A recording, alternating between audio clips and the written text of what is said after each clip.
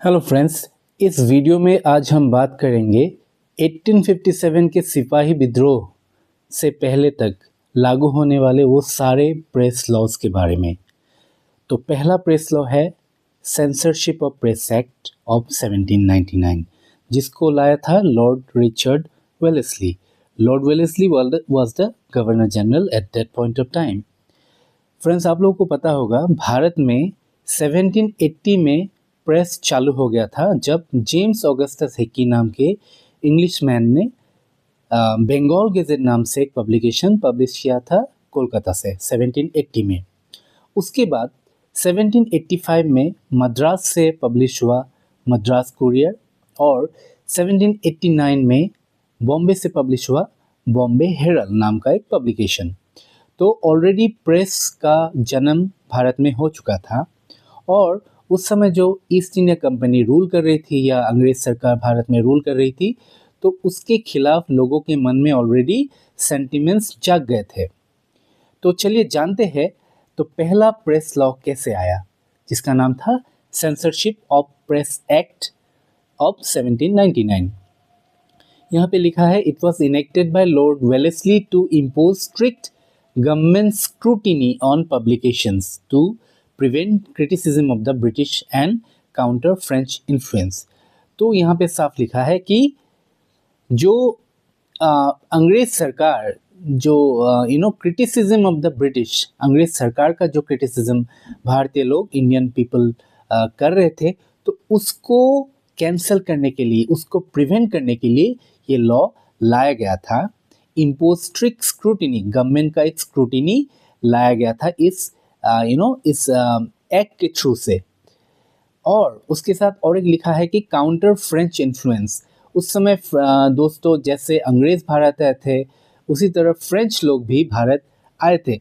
ये अलग बात है कि उनका इन्फ्लुएंस लास्ट में सिर्फ पौंडीचेरी तक ही रहा, बाकी सब कब्जा अंग्रेज़ों ने कर लिया था। लेकिन उस समय 1799 में अंग्रेज़ों को डर था कि कहीं अंग्रेज़ के आगे ना चले जाए फ्रेंच, तो इसीलिए यहाँ पे लिखा है फ्रेंच इन्फ्लुएंस को भी काउंटर करने के लिए इस एक्ट को लाया गया था।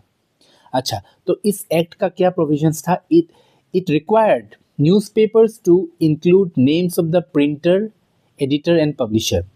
तो इस एक्ट के चलते कोई भी न्यूज़पेपर का जो प्रिंटर हुआ करता था, पब्लिशर हुआ करता था और एडिटर हुआ करता था, उनका नाम छापना मैंडेटरी कर दिया गया था। Include name of the printer, editor and publisher. और इसी 1799 के सेंसरशिप ऑफ प्रेस एक्ट का एक एक्सटेंशन 1807 में हुआ, जिसका नाम था जिसका कोई नाम नहीं था, लेकिन 1807 में इस एक्ट को एक्सटेंड कर दिया गया या एक्सपांड कर दिया गया। देखिए 1799 का जो सेंसरशिप ऑफ प्रेस एक्ट था, उसमें सिर्फ ये this was applicable to newspapers, but in 1807 it was extended to the act's restrictions were extended to include magazines, books and pamphlets as well. अब 1807 में जो मैगजीन्स पब्लिश हुए थे और जो बुक्स और पैम्फलेट्स भारत से पब्लिश होता था, उन सब में भी ये एक्ट लागू कर दिया गया था 1807 में। तो ये था हमारा पहला प्रेस एक्ट भारत देश का। तो दूसरा है उसके बाद 1823 का licensing regulations by John Adams. चलिए इसके बारे में जानते हैं। 1823 में आया ये। Made operating a press without a licence a criminal offence, required all printers and publishers to obtain a licence from the government to operate a press.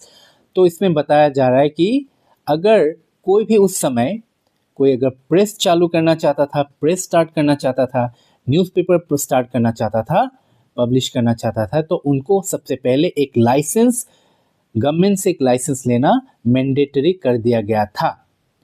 Made operating a press without a licence criminal offence. तो कोई without licence लिए बगैर अगर कोई एक press start करता था तो वो एक क्रिमिनल ऑफेंस माना जाता था। Directed at Indian language newspapers and publications edited by Indians as a means of controlling dissident spread of nationalist idea. Again ये यहाँ पे लिखा है nationalist idea। जो भारतीयों के मन में जो एक नेशनलिस्ट आइडियाज उस समय ग्रो हो रहा था ब्रिटिश के खिलाफ, अंग्रेज़ों के खिलाफ, तो उसको कंट्रोल करने के लिए, उसको दमन करने के लिए ही ये एक्ट लाया गया था। और ये किस पे डायरेक्ट हुआ था? जो भारतीय लैंग्वेज के न्यूज़पेपर्स हुए करते थे, जैसे कि मान लीजिए बंगाली न्यूज़पेपर, तमिल न्यूज़पेपर या मराठी लैंग्वेज के न्यूज़पेपर्स के खिलाफ ही ये एक्ट लाया गया था, न्यूज़पेपर्स हो या कोई अदर पब्लिकेशंस हो, ठीक है। उसके बाद it penalty included a fine of ₹400 and seizure press. देखिए 400 रुपये अभी तो कोई वैल्यू, इतना खास कोई वैल्यू नहीं है 400 रुपये का आज के दिन में, लेकिन उस समय it was a whole lot of money, ₹400। तो ये ₹400 का एक पेनल्टी लगता था अगर कोई लाइसेंस नहीं लिए, अगर कोई प्रेस या न्यूज़पेपर या पब्लिकेशन स्टार्ट कर देता था।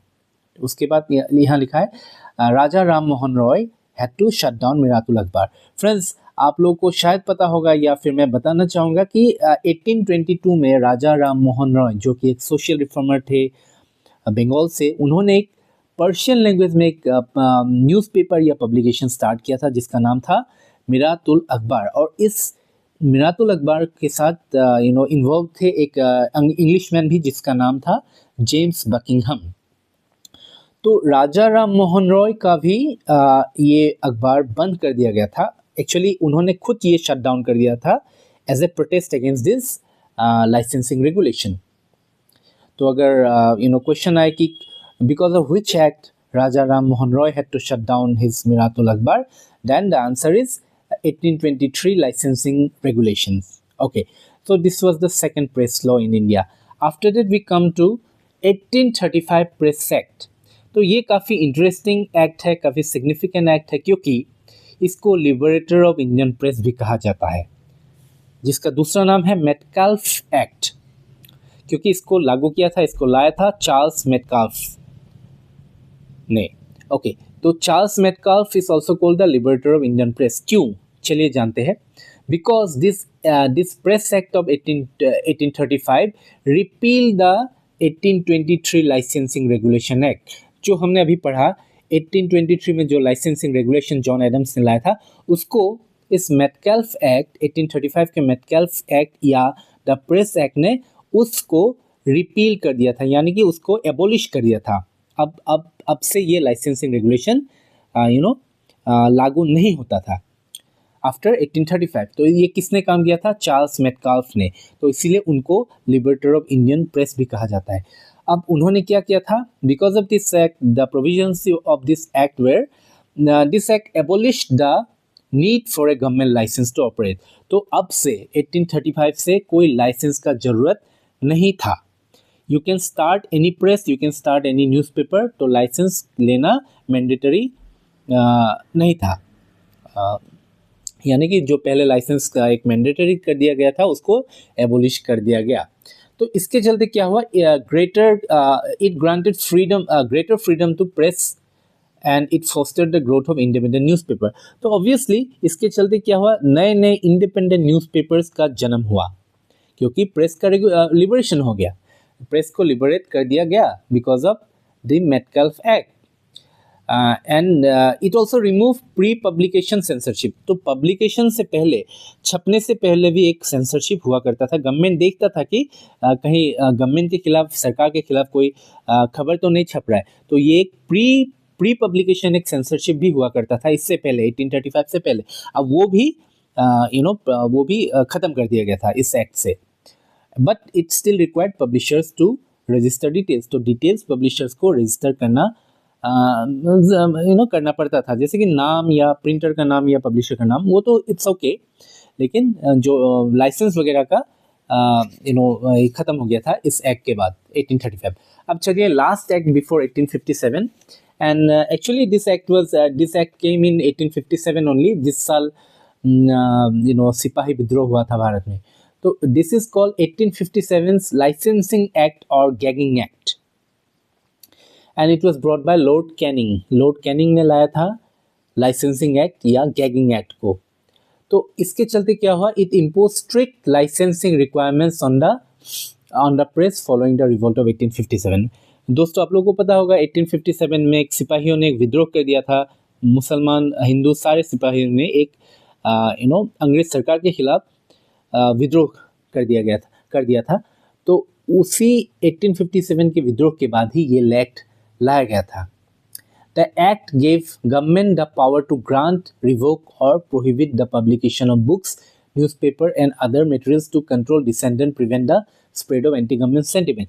तो सिपाही विद्रोह के बाद क्या हुआ, ऑलरेडी जो ये धीरे धीरे जो एक डिसेंट, एक सरकार के खिलाफ एक डिसेंट जो लोगों के मन में, सिविलियंस के मन में, सिपाहियों के मन में एक जो ग्रो हो रहा था स्लोली, अब ये तो एक क्लाइमेक्स पहुंच गया था सिपाही विद्रोह में 1857 में।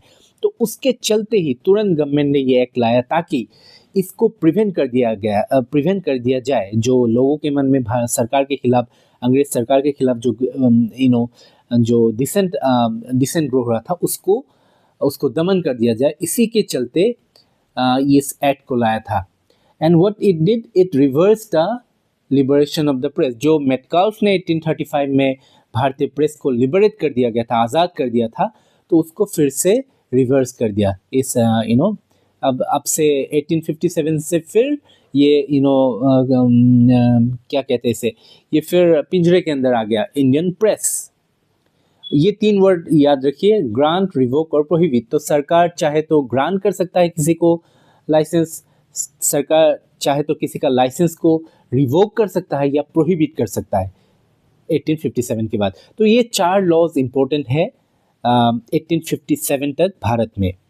तो thanks for watching the video. अगर अच्छा लगे तो प्लीज़ शेयर करना। Thank you.